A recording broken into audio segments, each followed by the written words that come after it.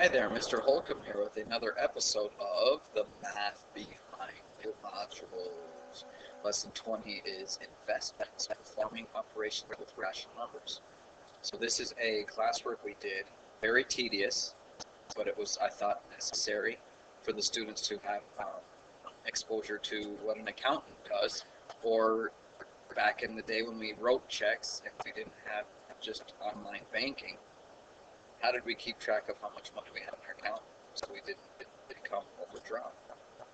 So here's our scenario. It says Justin and Adrian deposited $20,000 into an investment account for 5 years. They hoped the money invested and the money made on their investment would amount to at least $30,000 to help pay for their daughter's college tuition and expenses. The account they chose has several benefits and fees associated with it. Real-world scenario. Every 6 months, a summary statement is sent to Justin and Adrian. The statement includes the amount of money either gained or lost. Below are semi-annual, which means twice a year, statements for a period of 5 years. In addition to the statements, the following information is needed to complete the task. For every statement, there's an administrative fee for $15 to cover costs such as secretarial work, office supplies, and postage. If there is a withdrawal made, the broker's fee is deducted from the account. The amount of the broker's fee is 2% and $15 every 6 months to cover secretarial. The cost of the statements. So we want to use the above information to fill in the register and answer the related questions. So let's see what's going on. So then we were given these balloons of information, and we're supposed to do one at a time, so let's do this one first. And it says College Investment Fund Semi-Annual Statement starting January 1st, 2008 to June 30th, 2008. And they invested, the investment gained $700 in the first 6 months. So what we would do is go on to this next screen, and January to June 2008, it gained $700, so that is a deposit of $700, and now the balance would be $20,700, and the expression would be 20,000 plus 7. Okay. Remember that every time they send a statement, which is what this is, it charges, I believe they said $12, let's make sure. $15, 15. Okay, so there's a statement, there's a $15 fee associated, and I'm going to put $15 here. It's not a deposit, it's a withdrawal. We're going to take $15 out of the account to pay for that. Okay, so if you make money, we call it a gain on investment. $15 would be called administrative admin fee. My new balance is now going to be $20,700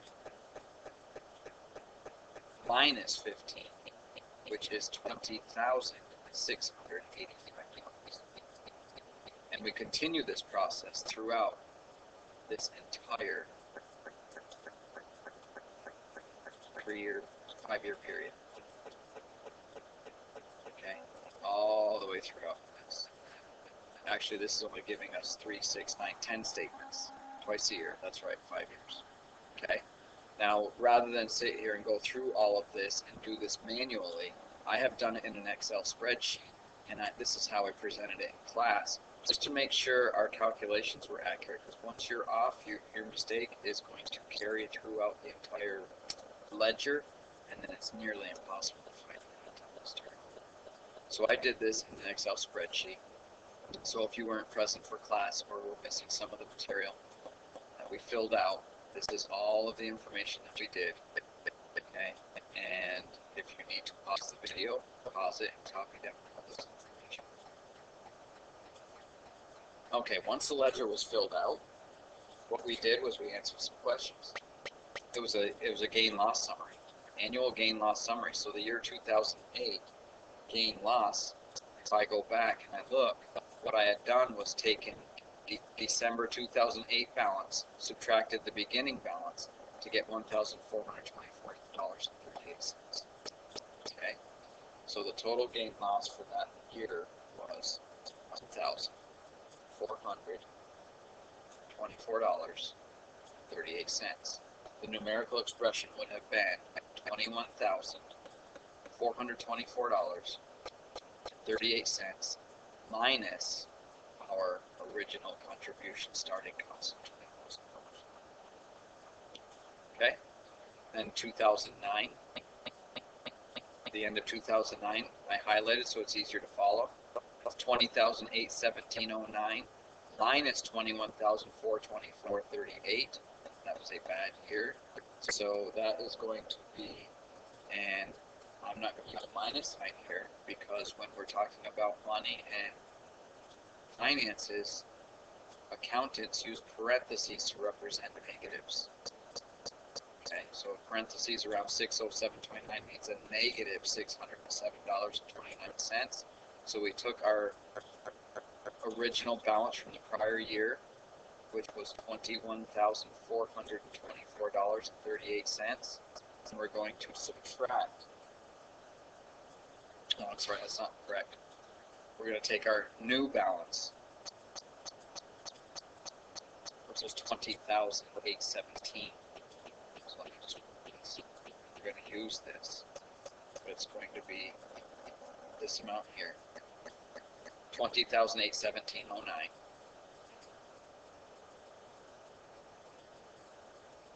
Minus the year prior's end balance, and that's how we get a negative number. 20,000 minus 21,000 equals 737. Okay. 2010, we ended up with 22,223. So we take that 22,223 minus the prior year's ending balance to see what we gained or lost. So 22,223.47.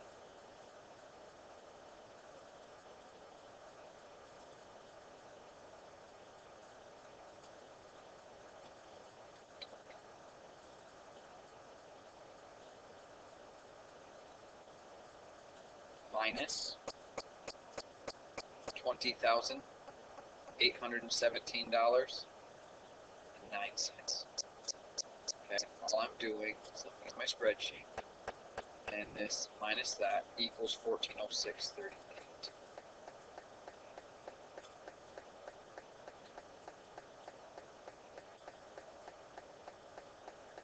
Okay, now we go on to 2011. Here's December 2011 here.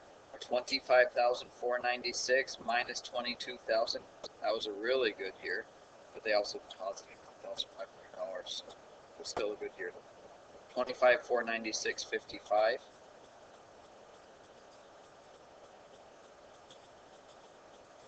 minus the prior year's ending balance, which was 22,223.47, which is right here. So notice this is here. This is here, this goes here. And that resulted in $3,273.08.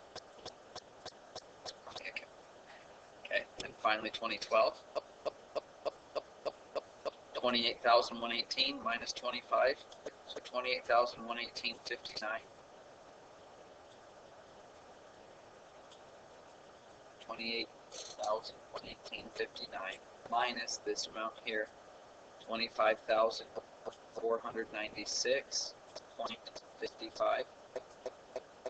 And when I subtract this from this, it comes out to be $2,622. And that's this amount right here. Now there's two ways to total up your gain loss. I could either add all of this, add this to this to this to this, and subtract that because that's negative, and get a total, or the easiest way is to simply take your ending balance, $28,118.59, and subtract your original balance, which was $20,000. that's an easy calculation. 8,108.15. So that was our gain in the 5-year period. Okay. Now we're going to summarize. Okay. So what we're going to say here, I'm not going to write it. I'll just bring it in. So just give me a. Okay. So here's our summary. There is not enough money in the account at the end of the 5 years to cover college expenses, but it is close. They needed at least $30,000 in the account to cover the expenses, and there was $28,118.59. That was leaving a shortage of $1,881. Okay. Number 8, related questions. A, for the first half of 2009, there was a $700 gain on the initial investment. Represent the gain as a percentage of the original investment. This is going way back. This is a review from Module 1, and it's x over 100, okay? What we want to find out over 100 equals the part over the whole. The part is 700, and the whole thing is 20,000. Okay? Percent over 100 equals part over whole. If you're saying that, I've said it countless times. Then we cross multiply. So in order to cross multiply, 20,000 times x is 20,000. X equals 700 times 1,000 is 7 with 4 zeros, which is 70,000. To solve for x, we divide by 20,000. Both sides. We do to one side of the equation, just do the other. Zeros cancel, zeros cancel, zeros cancel, zeros cancel, and x equals 2 goes into 7 3 times. So that was a gain of 3.5%. Okay. Based on the gain and losses in their investment during the first 5-year period, for what period of time was their investment not doing well? Well, their investment wasn't doing well in 2009, so let me bring that. Okay, so if we go back to this page here, negative. Okay, we lost money in 2009. So the explanation is right here. The investment was not doing well in 2009. There were losses on the investment for both halves of the year, and $500 was taken out of the account. It could be because the economy was doing badly, I'd say poorly, and a recession affected the investment's performance. Okay. Here was that, 2009? Yeah, that sounds about right. Housing, 2008, 2009. C, in math class, Jahim and Frank were working to find the total amount of the investment after 5 years. As a final step, Jahim subtracted $150 for administrative fees for the balance he arrived at after adding in all the deposits and subtracting out the one withdrawal and broker's fees. For every semi-annual statement, Frank subtracted $15 from the account balance for the administrative fee. Both boys arrived at the same ending 5-year balance. How is this possible? Okay, well, it's 10 years, and over 5 years, or it's 5 years, I mean, over 5 years, twice a year would be 10 statements. Times $15 is $150. So whether you did it every year or you waited till the end, it's still be the same. But I will bring the explanation. Okay, so it says here, Jahim took the $15 fee and multiplied it by 10, since there were 10 statements, and deducted the $150 total. Frank subtracted $15 from the account balance for each statement. That was 10 times. So both ways produces the same result of reducing the account balance by $150. B, based on the past statements for their investment account, predict what activity you might expect to see on Adrian and Justin's January through June 2013 account statement, then record it in the register to arrive at a balance as of June 30th, 2013. Okay, so this was just a prediction, so answers would vary. But I believe I did not do a prediction here, but I would look at this and say, okay, on average, it looked like 900, 940, 800, 920, 880, 759, 670, usually it's around $800 or $900. So I would predict that it would gain another $800. E. Using the answer from Part D, if their daughter's college bill is due in September of 2013, how much money do you estimate will be in their investment account at the end of August 2013 before the bill is paid? So your answer. So let's just say I estimated $900. I would then go back to my register right here. And if I figured on another $900 going in, I would end up with 28,000 plus 900, which would bring me up to about 29,118 minus the $15 is right around 29,000. So I would expect that I would be shy of about 1,000. Okay. That would be the biggest first semester. Okay, here's an exercise. Below is a transaction log for a business entertainment account. Transactions are completed at the ending balance, and the ending balance in the account is $525.55. Determine the beginning balance. Okay, so what sometimes we have to do is work backwards. So if we had a certain amount of money, let's just start right here. There's some amount of money sitting here, and then I purchase a tree at Gaffney's Tree Nursery, and it was $65.48. Well, that's a payment. We're going to subtract it. So it would be the original balance before the purchase minus $65.48 equals our balance at the end. So if I do this algebraically, this is what it would look like. Some value minus the tree equals what I have now. So in order to go the other direction, we have to add. So to find out what we had in our account before the purchase, we want to add $65.48 to our balance. And these cancel, and this will give us our balance. And 8 plus 5 is 13. Don't forget to carry the 1. 5 and 5 is 10, plus 1 is 11, and 9, and 5. So it was, this X here was $591.03.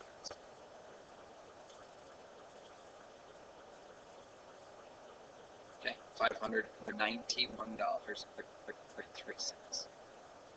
Minus that $65 would give us $500. So working backwards, we do the opposite. So if we're working down, we add deposits. When we're working down, payments get deducted by subtracting. But if we're going the other direction, if we are going up, we have to subtract deposits. And if we're going up, we have to add back in what we spent, which is what we did here. So be careful of your direction. If you're working up to down, a deposit's added, then payment's subtracted. If you're working backwards, a deposit's subtracted, and a payment's added. So we're working backwards here, so we're going to be doing these operations here. So this is a deposit, so I'm going to subtract. How much did I have before putting the $150 in? It would be less than that. So it would be $591.03 minus $150, which would still be 3 cents, and the 1 wouldn't change. But the 9 minus 5 is 4, and the 5 minus 1 is 4. So now I'm at $441.03 before that $150 deposit. I spent some money, so I had more before I spent it, so I'm adding 3 plus 0, 0 plus 0, 1 plus 5, 4 plus 8, carry your 1, 5 plus 2. So I had $726.03 before I went to the pasta house for dinner. Hopefully there was about 10 people, because that's enough money for pasta. All right, now deposit, we're going up. So it's a subtract, okay? This keeps popping up, sorry. And we're subtracting 200 from 726. So before my deposit, I had $526.03. Add 200 and we get here, okay? We're going to add 75 to this, so 3 plus 0 is 3. 0 plus this 0 is 0. 6 plus 5 is 11, carry the 1. 2 plus 1 is 3, plus 7 is 10, carry the 1.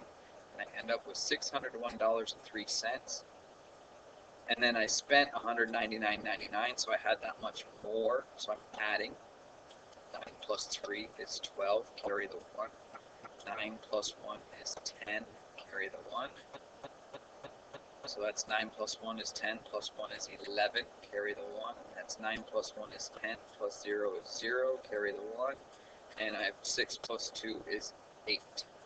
So it's $801.02 for a $199.99 payment for my. They even sell those anymore? Your phone is your iPod now, right? Okay, so that's working backwards. So did we answer the question? Determine the beginning balance. Always go back and read what the question, what the exercise is asking you to do, and the answer is right. Did we answer it? Yes. We have $801.02. That's the end of lesson 12.